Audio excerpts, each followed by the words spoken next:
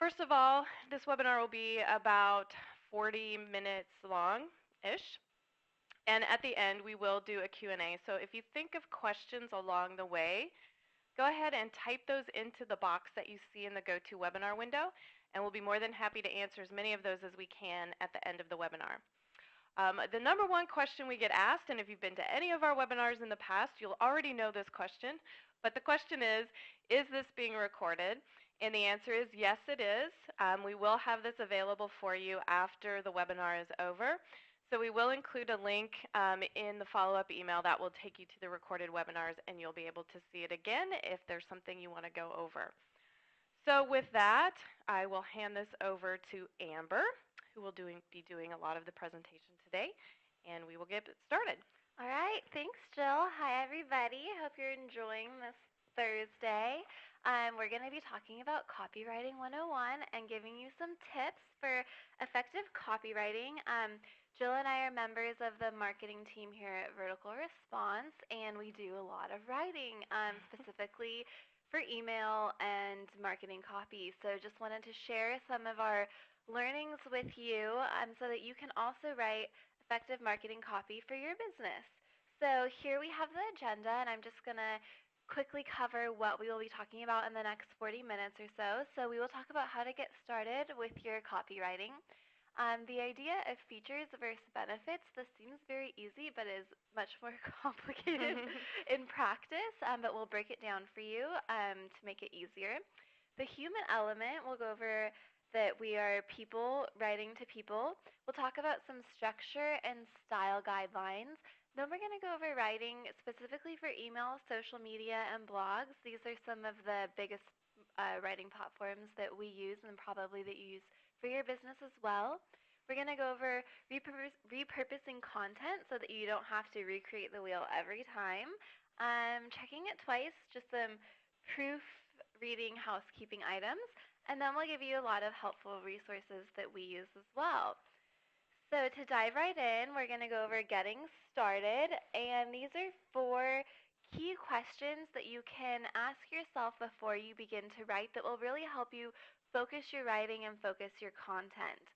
So the first one is, what am I selling? And this is at an emotional level, so maybe it's peace of mind, time, relaxation. It's really, what are you selling that's not so much the product, but that's saving them something. And then you're going to ask yourself, to whom am I selling? And this is the audience. And this is really important because anytime you're writing or giving an offer or promotion, sending an email, whatever it is that you're doing, you really want to make sure that you have the right offer or copy or content for the correct audience, because this is what will really make it effective. The next question to ask yourself is, why am I selling this now?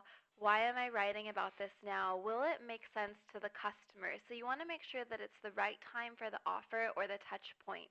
And then the final question to ask yourself is, what do I want my reader to do? And this is technically the call to action, the CTA. This is whatever it is that's going to bring your reader to action and do what it is that you want them to. Okay, a little bit more about getting started. So these are ways to find copy ideas. Sometimes the hardest part of writing is just finding something to write about. So these are general research ideas that will really get your juices flowing. And just for example, when I'm thinking of ideas for VR blog posts, I'll check out just general sites like Copyblogger or see what's on Marketing Sherpa, and just see what other people are blogging about, and that really helps me kind of get started. So the first idea that I have here is, what's new? So do you have a new product or a new feature that you could write about? The second one is, any advice? Be an expert. So for us here at Vertical Response, we know a lot about email, so we tend to write and talk about email marketing because we have some really good advice to share. So I'm sure you're an expert in your own field, and that would be a great way to find ideas. The next thing I have here is stories to tell. Perhaps you want to do an editorial piece. It could just be as simple as something a little journalistic, something a little fun, a little catchy. Do you have any exclusive content? So perhaps you did a case study or an interview, you interviewed a customer, or perhaps somebody interviewed you. That would be some great content that you could write about. An offer, a killer offer, sale, or promotion. This is definitely something to write about. If you have one going on, you want to put it out there and share it with your audience and your customers. Another way to get started and find ideas is just reading the news or headlines. And that's kind of leveraging what's going on locally or globally, and then, if possible, applying it to your business or your audience. And then seeing what's happening on social media. This is kind of what I talked about checking out other blogging sites, but you could go to Facebook, Twitter, even your LinkedIn, any blogs that you subscribe to, and just see what other people are talking about and get ideas that way. So the next thing about getting started, and this can be difficult, is just brainstorming. So sometimes if you have writer's block, it's just helpful to sit down and put it all out there. And this can be really quick, or you can spend a lot of time doing this. And so we'll talk about some different ideas here. The first one is just review background information. So if you're actually going to write a piece on something that requires a little bit of research, do the research. Check out the info. Look at it on Wikipedia. See what other people have written about it, and just see what's out there. And then if you can add a twist to it to make it really your own. This one's really simple. It's just making a list. So sometimes there's a lot of Sorry guys, I unplugged my wire there. Sometimes there's a lot of information, and you just kind of need to put it down on paper. So making a list can be really helpful, just a bulleted list or a number list, and then you can prioritize the numbers and go from there. Write a friend. You could write a letter, even a letter to yourself if you want, and just put all the information out there. That really kind of helps you to create a story and really hone your thoughts. The next ones that I have here are really fun. So there is this idea of cluster writing, and that's the top image that I have here. And cluster writing is a type of pre-writing that allows you to explore many ideas as they occur. So as they come to you, you just write them down, then you can kind of make an attachment to a different thought that spawns off it, and just kind of look at all your ideas that way, and that can be really fun to do. Another one is a Venn diagram, and this goes back to seriously elementary school, I think, is when that idea was first presented to me. So it's really simple. Anyone can do it. And it's just used during pre-writing to compare and contrast ideas and see where things are different and where they overlap. Another idea is a mind map, and I have this example here at the bottom right. And this is really beautiful. It's very detailed and intricate. My mind maps don't look anything like this because I'm much more, I think, in words and not visual ideas. But for people that are very visual, this would be helpful. And it's just a diagram that links ideas around a central keyword or idea. So luckily, there are a lot of brainstorming techniques that can help you get past the blank sheet of paper that might be staring at you in the face. And then free writing is really fun, and that's just writing things as they come. So we're going to talk a little bit about the features versus benefits for your readers.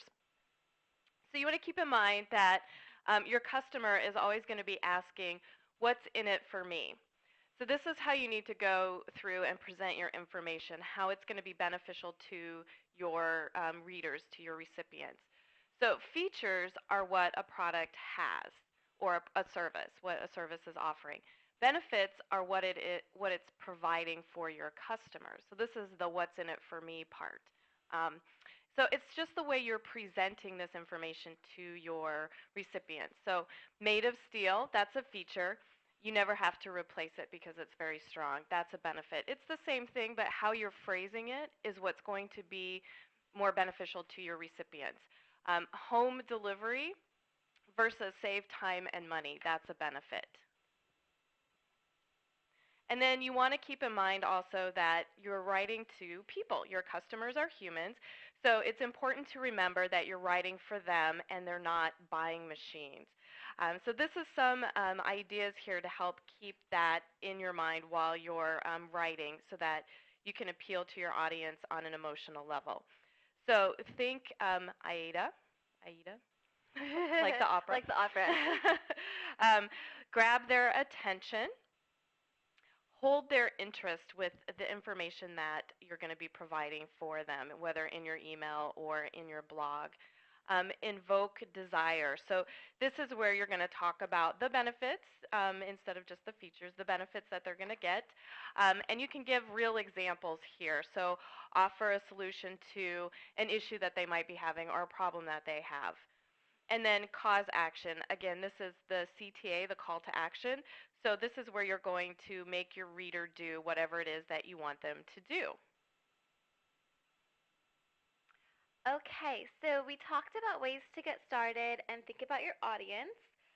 Once you've brainstormed and have a good idea of the direction of your copy, there's some really simple structure and style guidelines that will help you make the actual writing process simple and painless. And these are ones that we definitely use here, and we will share them with you now. So the first one is to think less is more. So it's important to remember that people actually read 25% slower online than offline, so you actually need to write less copy so that they will read it. You want to also put your key points up front, and this is just keeping your most important information at the beginning of the paragraphs or bullets or lists. You don't want people to have to kind of sift through to find, the highlight. You want to put that right up front so it's available to them, just in case they're scanning or skimming and not really reading everything closely. I do that myself. So you want to write how you know you would read. You want to keep it short, so make sure your paragraphs are actually no more than 3 lines long. I know that sounds silly. It's kind of like in high school or in college when I was writing a paper, I need to get like a 10-page paper, so the longer and the more sentences and paragraphs, the better. But that's not really true in this case. You're going to lose your reader's attention, so you want to keep it short. So no more than 3 lines, and this is not actually sentences. These are physical lines that we're talking about. That could be one long sentence. Also, remember odd versus even. So odd numbers are actually remembered to easier to remember than even numbers, just statistically speaking. So when you're writing a list, if you can have 7 bullets or points instead of 6, that will stick out in people's minds and grab their attention. So that's something to keep in mind. And then don't get too salesy. So you always want to have a little bit of that sales content. We do this in vertical response blog posts where we're providing information about email that would be helpful to anybody doing email marketing. They might not even be a vertical response customer, but there might be one line that talks about, email marketing and has a plug to vertical response. But that could be 1 out of, 6 paragraphs. So you really want to find the right ratio for you. But a good one to go off of is 3/4 of free information versus 1/4 of sales info. If it gets too salesy, you're really going to turn off your audience. The next one here is the rhythm of 3, and this is listing or grouping your examples in groups of 3. So this rhythm just gives a really great cadence to your copy. An example would be like happy, joyous, and free. So you just kind of like group things in 3s, and that's really helpful and has a nice tone to it. Another thing to keep in mind is cutting the clutter. So William Zinsser wrote that clutter is the disease of American writing, probably the disease of American talking as well. But the quickest way to improve your copy is actually by removing any unnecessary words. And the ones that you could cut out are like that or to. So when you write and you go back and read what you wrote, just cut out any of those little words that they're not adding anything, you don't actually need them. Another thing is to vary your sentence length. So it's important to vary the sentence length to hold your reader's attention and give some variety. Don't be afraid to use sentence fragments. It's not an English class that we're writing for, so you can start with and or because. It doesn't even have to be a full sentence necessarily, just as long as it fits in with the copy and the content that you're writing. So definitely try some short sentences versus long sentences and mix it up a little bit. Another thing that's really helpful to moving your copy along are what we call bucket brigade words, and these are words that just moves the copy forward. They include words like remember, and, but, consider, however, for example, also, moreover. and there's a whole lot more. You can search them online. There's a huge long list. These are ones that I use a lot. And it just kind of starts off sentences or paragraphs and moves everything forward in a really nice flow. Another thing is to consider your font style. This is something that, as a writer, I don't really think about a lot, but our creative team really helped to point this out, is the font style. So sans serif fonts such as Arial and Verdana and Helvetica are easier to read online than the serif fonts. So if you're writing online, you want to use those fonts because if it's difficult for people to read your copy, they won't read it and you're wasting a lot of time. So you want to make sure that the time and effort that you put into this actually is useful because people are going to read what you're writing. And then the next thing is think pictures versus text. So a best practice, and this is really pertains to email, is to use 80% text to 20% pictures. So you really want to break things up. If it's all copy, people are going to get overwhelmed. If it's all photos, there's not really a lot of substance behind it. So it's also something that you can test to see what works best for your audience. And it also depends on what it is that you're writing about, too. That is very true. If you're maybe an art gallery, you might need more photos. More photos. Very good point. Yes, it depends on your audience and your content, and you definitely want to tie everything back to your business, what you're selling, what you're promoting, and make sure that it all is cohesive and makes sense together. And then just a few more things here about structure and style. So there's this idea of voice, and your voice should reflect your company, and it should also have consistent branding. So you want to make sure that everything goes together. If it's the copy on your website, the copy on your blog, the copy on your Twitter or your Facebook, you should have it be cohesive so it doesn't seem out of place anywhere. And it just creates a really consistent brand, and people know what to expect, and they build that relationship. Another place that you can build that relationship with structure and style is by showing some personality. So be fun, be funny, tell a joke if it pertains to what's going on.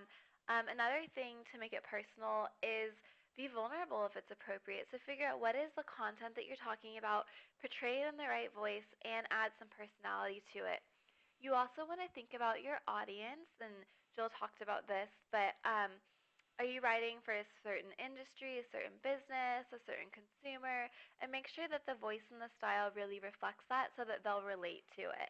And then another thing here is if you have a story, share it. Even if it's just like a feel-good piece, something that happened in your store or an experience that you had, people like to read that kind of stuff. So definitely put that in to add a little style and personality.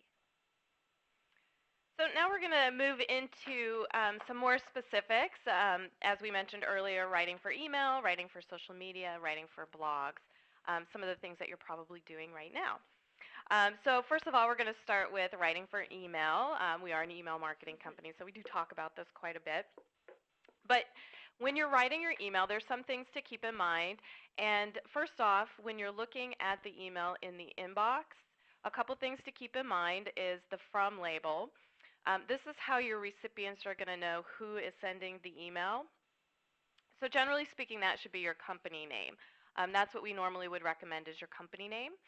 That's who your recipients will probably recognize more than, say, the CEO or even a salesperson.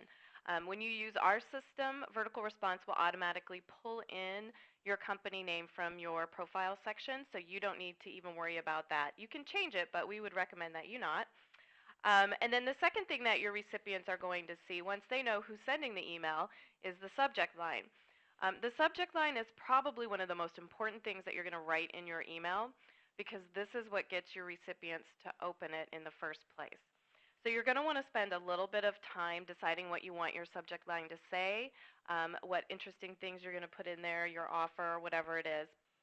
If it isn't something that's compelling, your recipients are not going to see the great content that you've written in your email. They're just going to go buy it. This is actually such an important thing. We do a webinar just on subject lines. Yeah, so if there's more here, that you want to hear, definitely register for that. Yeah, that one's coming up too. So you might want to check that one out. And then the next thing that some of your recipients are going to see, depending on their email program, is pre-header text.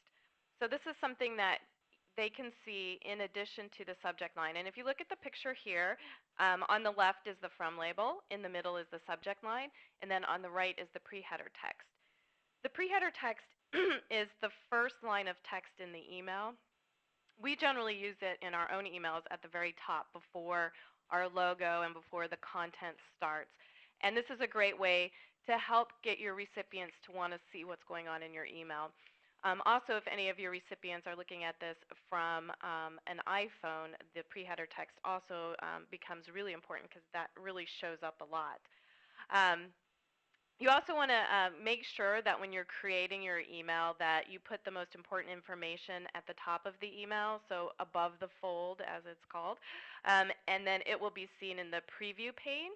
And we actually have an example on the next slide for what we're talking about here. So this is the preview pane. This is where the email hasn't actually been opened all the way, but you still get an idea of what the email is going to show.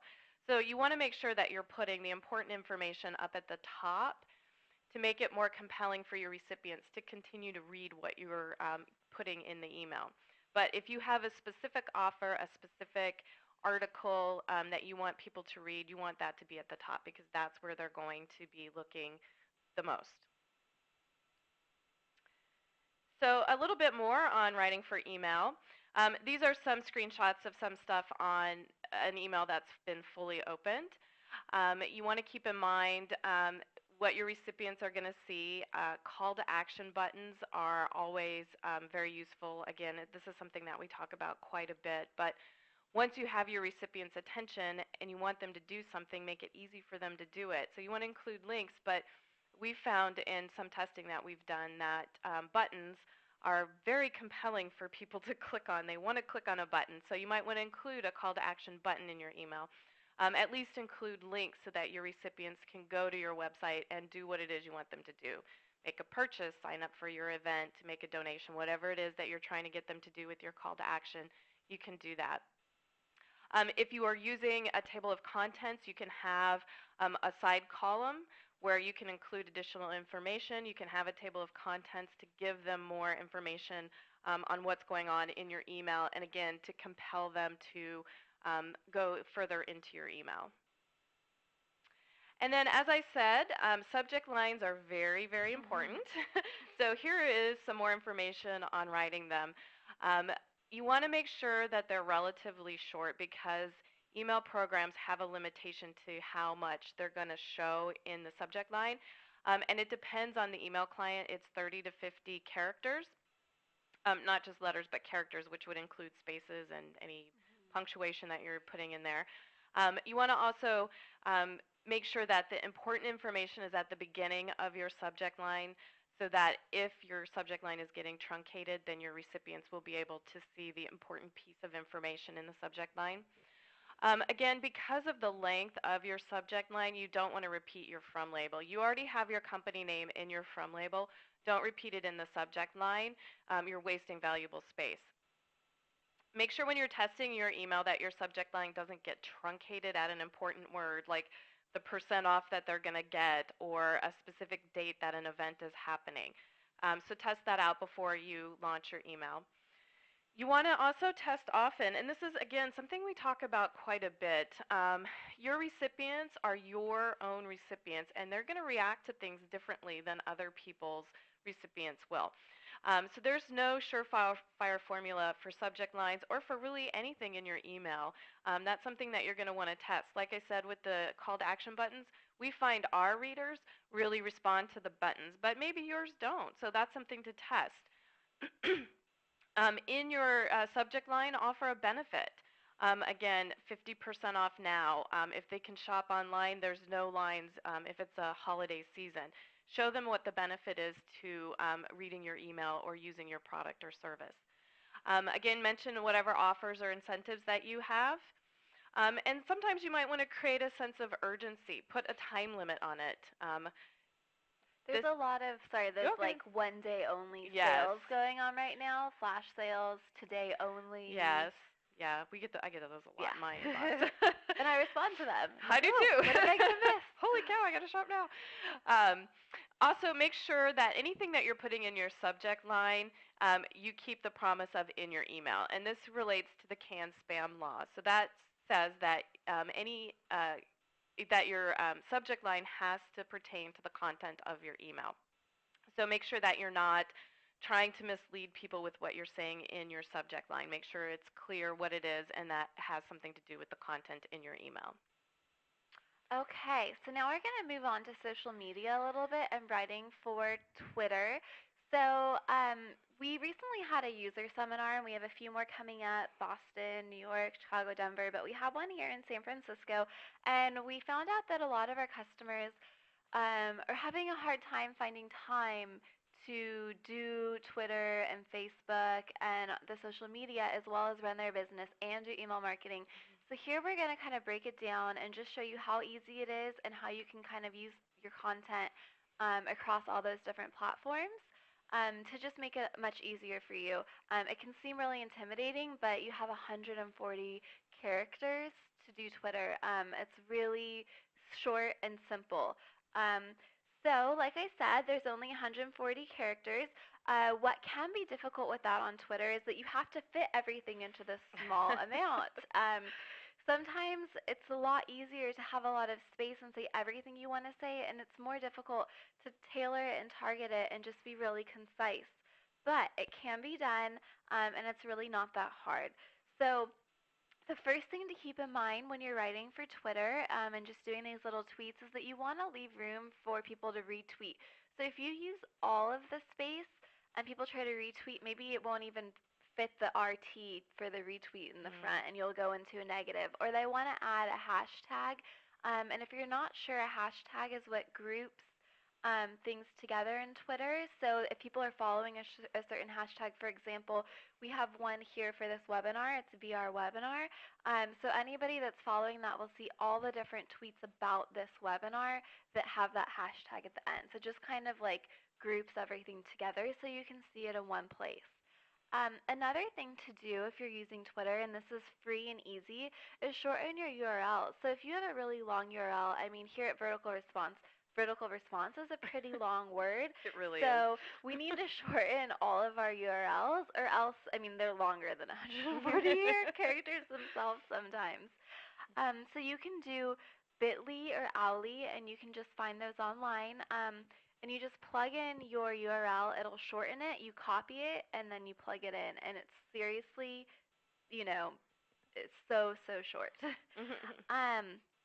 Another thing is retweet. So maybe you don't have a lot of content that you want to put on Twitter, but you're trying to build your presence. Just retweet other people's content. If it pertains to you, if it pertains to your business or your industry, retweet it. I do that all the time. I go into people's blogs or emails that I receive from like Marketing Sherpa or DMA, and I'll just retweet their content. If they have a button that says retweet this, or if I'm just on Twitter and I see something that I like, I'll retweet it, and I don't even have to create anything of my own. It's so simple. Another thing to do on Twitter is to teach. So be an industry leader. If you have a tip or something that you want to share, just put a short tweet about it, and there you go. Another thing is to compliment people. So try to build relationships on Twitter. If you see tweets that you really like that are posted, just respond to them with a reply and say, hey, great tweet, or oh, wow, I totally agree, or good advice. And then they'll probably tweet back to you, and you'll kind of start a conversation that way. Another thing to do is to do refers on Twitter. So if there's something that you saw that you really like that's out there, an offer or promotion, just tweet about it. Something that I do when I look at emails that come in is if I see a subject line that I really like or an email that I really like, I'll tweet about it and say, such and such business, awesome email or great offer or something, and then I'll shorten the hosted version of the URL through bit.ly or owly, and I'll plug that in, and I'll put the company name there, and it's really easy to do, and it also creates a conversation and lets people know that I am out there trying to say nice things about other businesses and share good information. Speaking of sharing, Twitter is a great place to share. So if you have news or a funny story or an inspirational quote or anything like that, put it on Twitter. It's that simple. Another thing is to offer help. So we, for example, have a VR support Twitter stream. So if people have questions, they can reach our customer support team that way, and we respond to them that way. So it's a great way to offer help on Twitter. And then another thing is just to consider your Twitter followers as a community. So you want to be friendly and build relationships, and there are lots of ways to do that through Twitter. We see now, and we do it ourselves, a lot of giveaways, contests to engage people. You could run polls or surveys, ask questions, and give answers through Twitter. Okay, now we're going to talk a little bit about writing for Facebook, and Facebook is a little bit different than Twitter just because it's kind of all congregated onto your own page. So the first thing is that you want to keep it short on Facebook, but it doesn't have to be as short as on Twitter because you have quite a bit more space to work with. But you want to keep your posts to about 4 lines, and actually 1 to 2 is better, but you could test and see what works better for your audience, and depending upon what type of content that you're putting out there.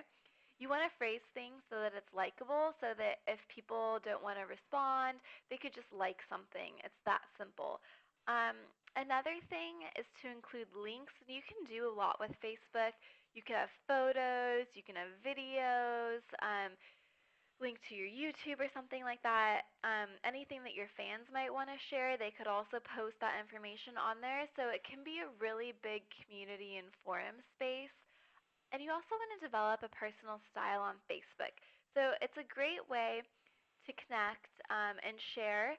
And a good way to do this is by writing the way that you speak. So it can be really conversational, and that also allows you to show some personality. Because it's not as short or constrained as Twitter, you can do a little bit more with it, be a little bit more personal. But of course, you want to be consistent to your brand. And another thing is you want to make your information sizzle. You really want to give a lot of valuable information and don't hold back. Put everything out there. And this is just an example of something that we pulled. It was a blog post that we did, and then we just shared it on our Facebook. So speaking of blogs, we can talk about writing for blogs now. Blogs are a great way for you to reach people who are interested in your service or products or whatever you're offering. You want to make sure that you're giving some kind of value to your reader. But the great thing about blogs is that you can be more informal than you would be on your website. So you can have a little more fun and show more of your personality or your company's personality via a blog more than you could maybe on your website. So this is a great place where you can put something that's entertaining. We use this a lot for helping our users understand email marketing or marketing or just about anything that we think that people might need in order to use our system, but in order to also help them grow their business. So it's not always about email marketing. So there's a lot of room for you to get ideas for your blogs. Blogs also help increase your natural search for SEO because they change on a more regular basis than your website usually does. So this can help your blog and your website to come up when people start doing searches. It can also help marketing your business. As I said, we do have a lot of information on our blog about email marketing, but you can also use it as a forum to get more information about what's going on in your business to your readers. But it's also a social media platform, so it's also a way for you to be able to interact with the people who are reading. Again, more than you really could with your website, blogs are a way that people can communicate to you and you can communicate back. So when you're doing your blog, make sure you have a place where people can leave comments and let them comment and talk about what you're posting on your blogs. It's a great way to get people to follow what you're doing and for them to want to share it with their friends or families too if they find something that they find really interesting. And just be sure that if people are asking questions in those comments that you're going through periodically and answering them. It's also a great place to show that you are an expert and a leader in what it is that you're doing. And as we often say, you are the expert for your company. So go ahead and show that. Show people that you know what it is that you're doing, that your service is great, and give them the type of support and service that they're looking for. We actually have two different blogs here at Vertical Response. We have our marketing blog, and then we have a product blog. And the product blog is definitely a place where we put any sort of new features, product updates, just anything that's like more directly related to the actual email to the software. vertical response product. Whereas our marketing blog is more about marketing in general. But you could have one that has all that information. Yeah, you don't have to have two. That's us. We probably have more people writing for our blogs than you do. Okay, so a little bit more about writing for your blogs. You want to make sure that you have good headlines. And again, the headlines or the title of your blog is something that needs to be captivating. So you want to think of it kind of like your subject line for your email, something that's going to be compelling to the people who are reading your blogs. So one of the tips here is write your blog title with Twitter in mind. So you want to make sure it's not really long, but it's something that might be enticing enough to make people want to retweet it and have it be posted around the people who are following you and who are following them. Again, you want to make sure that it's captivating and something that search engines will find when people are doing a search. And it's also, as I said before on the previous slide, it is a place that you can be a little more informal. So you can write like you talk on a blog. So it's also not as limiting as some of the other social media platforms. You have more than 140 characters, so you can be a little more wordy. But again, you want to keep in mind that people do have a limited attention span. So don't write super, super long blog posts because they just won't make it through. Again, just make sure that you're keeping your recipient's attention. And again, it's a good place to ask questions because it is another place where it is an interactive medium, kind of like on Facebook you can do that, and on Twitter you can do that as well, more than you could on your website or even in an email. So it's a great place to pose questions to your readers or to your recipients and get their opinion about things, get them talking about your business. As a general rule of thumb, when we write our blog posts, usually at the end there is a question, or do you have an experience like this that you want to share? We want to hear about it. And then also another thing that we do is we link to other blog posts or guides or anything that's out there that also relates to the content, just to provide a little bit more information as well. Repurposing content. Okay, this is actually really, really important and the easiest thing that we're going to tell you. So you do not need to recreate the wheel every time. All of your content can work together. Repurpose what you have. So there are a lot of different ways to do this, but basically on your email, on your website, on your blog, on all of your social media, you can have the same information just presented a little bit differently, spoken about a little bit differently with different add-ons or additions. For example, we have at Vertical Response the social sharing feature, so you can actually share your entire email to your Twitter or your Facebook. But what it will do is it'll take the subject line and the hosted URL. So it's not posting the entire thing, but people will see the subject line and then they can click on it. So you want to think about how your information will be perceived across all of these different platforms, and then you can take it and share it and disperse it as you will. Another thing to keep in mind is that people prefer longer updates in their newsletters. So I don't know if you subscribe to the VR Buzz weekly newsletter. If you don't, you can go to our website and pretty much there's an opt-in form on the footer of every page so you can sign up there. It's a really great resource for anything about email marketing related to vertical response and not. So basically we provide long bits of information on there, but we break it up a little bit, and then we link out to different places to our blog posts. So we put our blog posts in our newsletters, and then we social share the newsletter on Twitter. So it shares the information across all of these different platforms, but it presents it in a little bit of a different way. According to Sticky Communications, people also prefer shorter bits of information. We call them information snacks or sound bites on Twitter and Facebook. So that's where you want to put the shorter information. But you can grab those information, those snacks, from your newsletters, like I was talking about through the social sharing. So it shares the information across all of these different platforms. You do not need to recreate and write different information for all of these different mediums. Another thing, super, super important, I cannot stress this enough, is checking it twice. Spell check, proofread, read your copy out loud, and hear what it sounds like. Hear what your readers are going to hear. Show it to someone else. Get another set of eyes on it. It's really important to do this, and it's very much common sense, but people don't. And, we sometimes get in a hurry. We do make mistakes.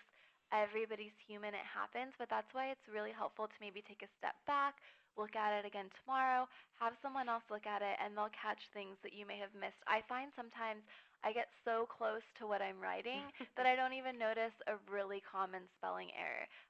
Use spell check. It's there. It's in the vertical response email. You can spell check your stuff. You don't have to have simple spelling errors. The other thing is that people will point them out publicly. They'll point it out on Facebook, on Twitter. They'll comment on your blog post and say, "Oh, you misspelled receive." Or, whatever That's my it is. favorite word to misspell, yeah. too. So, anyways, that's pretty much what we have here as far as keys to effective copywriting. If you follow these, it'll really unlock the door for you to writing some awesome copy and doing it easily. So I really hope that this provides some helpful information that you can take back and apply to your business. And then here we just have some copywriting resources. We'll leave this up as we go into Q&A, but just to go over it, we have the VR marketing blog. We've talked a lot about this. It's blog.verticalresponse.com. We have the marketing lounge, and there is a copywriting group in there. You can go to the lounge and search groups to find the copywriting group. We have an extensive how to do everything help site, and Jill here really mans that and puts so much helpful information out there. I don't have this on here, but we also have a guides page, and we will have a copywriting guide coming out next week. So, or maybe is it 2 weeks? So keep your eyes out for that. It has a lot of the information that was covered here as well as some additional. And then I referenced Copyblogger a lot. They are really helpful for just new ways to write copy, what's going on in the copywriting world. So I would recommend checking them out. And then here's a list of some current copywriters that are out there that are really great to follow. Donna Bayer-Stein is one of them. She's wonderful. I had actually attended a marketing copywriting seminar by her through the DMA in New York late last year, and that was really amazing, and I got a lot of great info from her, and she tweets frequently, so it's at Donna Bayer-Stein. Then Copyblogger, again, Brian Clark, you can follow them on Twitter. Chris Brogan's also a really popular copywriter right now, so you can follow him on Twitter as well.